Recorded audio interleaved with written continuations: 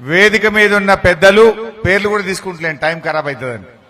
వేదిక మీద ఉన్న పెద్దలు, మా గజ్వేల్ అక్క చెల్లెళ్లకు అన్నదమ్ములందరికీ శిరస్సు వంచి నమస్కారం తెలియజేస్తా ఉన్నాం. ఇవాళ సాయంత్రం 5 గంటలతో ఎన్నికల ప్రచారం ముగియబోతా ఉన్నది. ఎప్పట్లాగా కాంగ్రెస్ ఓడు బీజేపీ ఓడు వచ్చి మాయమాటలు చెప్పిపోయింది. మరి ఎల్లుండి 13వ తారీఖు నాడు డబ్బల ఓట్లేసేది ఉన్నది. మన వెంకట్రామరెడ్డి గారి మాటలు విన్నారు. ఇప్పుడు ఒక ఆయన్నేమో దేవుడి మీద ఒట్టు పెడుతుండు, ఇంకొక ఆయన్నేమో నేను తప్పక చేస్తా అని మన మీదనే ఒట్టు పెడుతుండు. కానీ వెంకట్రామరెడ్డి నేను చెప్పిన పనులన్నీ చేస్తానని ఆయన భార్య పిల్లల మీద ఒట్టు పెట్టి మీకు ఇప్పుడే మాట ఇచ్చాడు.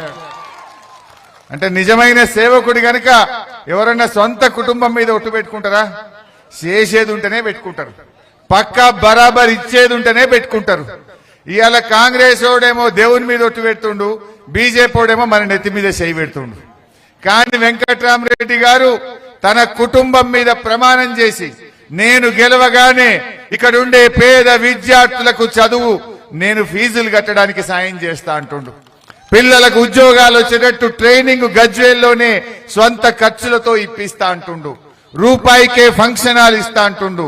పేదలకు 10 లక్షల రూపాయల బీమా చేస్తానని ఇలా ముందుకొచ్చిన వెంకట్రామరెడ్డి గారిని మీరందరూ ఆశీర్వదించాలని చెప్పి నేను కోరుతా ఉన్నా. ఇలా ఎన్నికలున్నా ఎన్నికలు లేకపోయినా ప్రజల మధ్య ఉండేది, ప్రజల కోసం పనిచేసే పార్టీ బీఆర్ఎస్ పార్టీ. ఒకటే విషయం, కేసీఆర్ రాకముందు గజ్వేల్ ఎట్లుండే, కేసీఆర్ వచ్చినాక గజ్వేల్ ఎట్లయిందో మీ గుండె మీద చేసుకొని ఆలోచించండి. 10 ఏళ్ల కింద కేసీఆర్ రాకముందు గజ్వేల్ ఏముండే? మంచినీళ్లు లేవు, రోడ్లు లేవు, అన్ని గతుకుల రోడ్లే.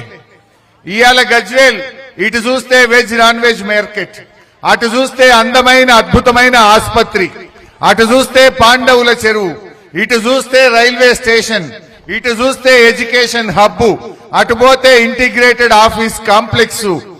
ఎన్ని గజ్వేల్ రూపు రేఖలు మార్చిండు కదా కేసీఆర్. గజ్వేల్ నవ నిర్మాత. ఇలా కేసీఆర్ తెలంగాణ ప్రధాతనే కాదు, గజ్వేల్ నవ నిర్మాత మన కేసీఆర్ అని చెప్పి మనవి చేస్తా ఉన్నా. ఇలా ప్రతిపక్షాలు కేసీఆర్ ముఖ్యమంత్రిగా ఉండి గజ్వేల్ సేవ చేస్తే ఏమన్నారు? అన్ని గజ్వేల్కేనా? కేసీఆర్ అన్ని గజ్వేల్కే పెడుతుండు. అబ్బా గజ్వేల్ చుట్టూ రింగ్ రోడ్ చూడు అన్నారు, గంత పెద్ద రోడ్ వేసిండ్రా అన్నారు. కేసీఆర్ ను తిట్టిపోసిండ్రు. సిగ్గు లేకుండా మళ్ళీ వచ్చి ఇప్పుడు గజ్వేల్లో ఓట్లు అడుగుతుండ్రు. ఏ ముఖం పెట్టుకొని బీజేపీ ఓటు అడుగుతున్నాడు? నువ్వు అన్ని గజ్వేల్కేనా అని గజ్వేల్ ను కళ్ళల్లో పెట్టుకున్నారు. గజ్వేల్ అభివృద్ధిపై ఈర్షపడ్డారు. గజ్వేల్ అభివృద్ధిని అడ్డుకునే ప్రయత్నం చేసిన వాళ్ళు ఇవాళ వచ్చి గజ్వేల్లో ఓట్లు అడిగితే వేద్దామా? అంత అమాయకులమా? మోసం చేసి గజ్వేల్ ను అభివృద్ధిలో అడ్డుకున్న వాళ్ళకి ఓటేయాలనా? ఇవాళ పోటీ ఎవరి మధ్య? గజ్వేల్ ని అభివృద్ధిని అడ్డుకున్న వాళ్ళకు, గజ్వేల్ అభివృద్ధికి మోకాలడ్డం పెట్టిన వాళ్ళకు, గజ్వేల్ ను అభివృద్ధిలో ఈ దేశంలోనే అగ్రగామిగా నిలిపిన మన బీఆర్ఎస్ కు మన కేసీఆర్ కు మధ్య పోటీ. ఆలోచించండి. అడ్డుకున్న వాళ్ళు గెలవాలనా, గజ్వేల్ ను అభివృద్ధిలో అగ్రగామిగా నిలిపిన వాళ్ళు గెలవాలనా? ఆలోచించండి. ఈడ బీజేపీ అయిన రఘునందన్ పోటీ చేస్తుండు. ఆయన ఎప్పుడు అన్ని గజ్వేల్కేనా అన్ని గజ్వేల్కేనా అని తిడుతుండే. సిగ్గు లేకుండా మరి గజ్వేల్ ఓట్లాడడానికి ఏ ముఖం పెట్టుకొని వస్తున్నావు? ఏ ముఖం పెట్టుకొని వస్తున్నావు అని అడుగుతున్నా. మొన్న దుబ్బాకల ఎమ్మెల్యే గెలిచిండు, రూపాయి పని చేసిండా? ఒక్క రూపాయి పని చేయకపోతే దుబ్బాక అక్క చెల్లెళ్ళు దౌలతాబాద్ రాయపోల్ల బండకేసి కొడితే 54,000 ఓట్లతో ఓడగొట్టిరు. 3 నెలల కిందనే 54,000 ఓట్లతో ఓడిపోయినావు. ఇవాళ నువ్వు గజ్వేల్ల చెల్లని రూపాయి, ఇవాళ నువ్వు దుబ్బాకల చెల్లని రూపాయి గజ్వేల్ల చెల్తావా? దుబ్బాకల్లే పని చేయలేదు, రేపు గజ్వేల్లో పని చేస్తావా? దయచేసి మీరు ఆలోచించండి. ఆయన రఘునందన్ మాటలు చెప్తాడు, ఏమనంటే ఇంటికో క్యాలెండర్ పంపినట్టున్నాడు. గా క్యాలెండర్ మీ కడుపు నింపుతుందా? క్యాలెండర్ తో మీరు బతుకుతారా?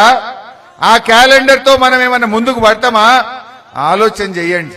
ఇవాళ బీజేపీ పేదల వ్యతిరేక పార్టీ, కర్షకుల వ్యతిరేక పార్టీ, కార్పొరేట్లకు 14 లక్షలకు కోట్లు మాఫీ చేసింది తప్ప పేదలకు ఏమీ చేయలే.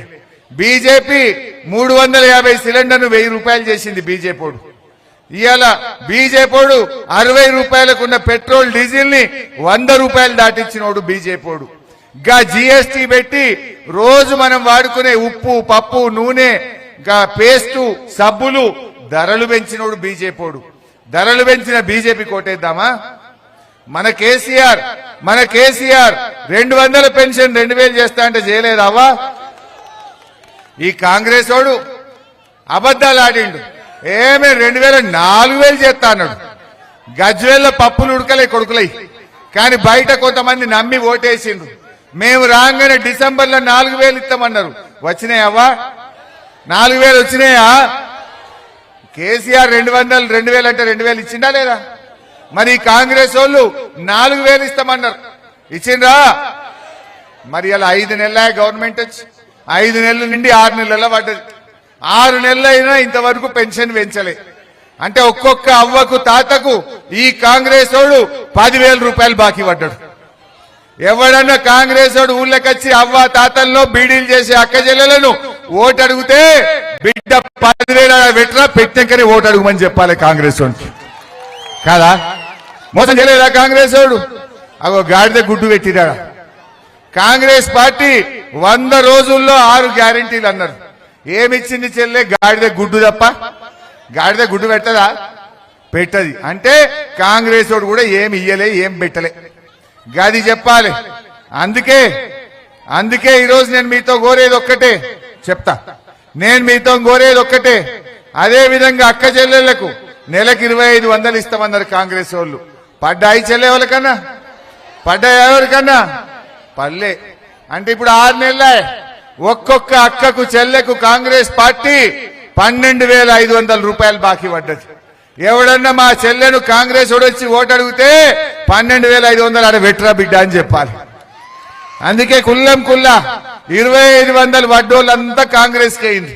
పడనోళ్ళంతా మన కారుకు వెంకట్రామరెడ్డికి అయ్యిండ్రి. అవి ఎట్లా పడాయో నేను చూసుకుంటా. అదే విధంగా రైతు బంధు కేసీఆర్ ఉండగా కరోనాల ఎకరానికి 5,000 ఇచ్చిండా లేదా? ఎప్పుడైనా లేట్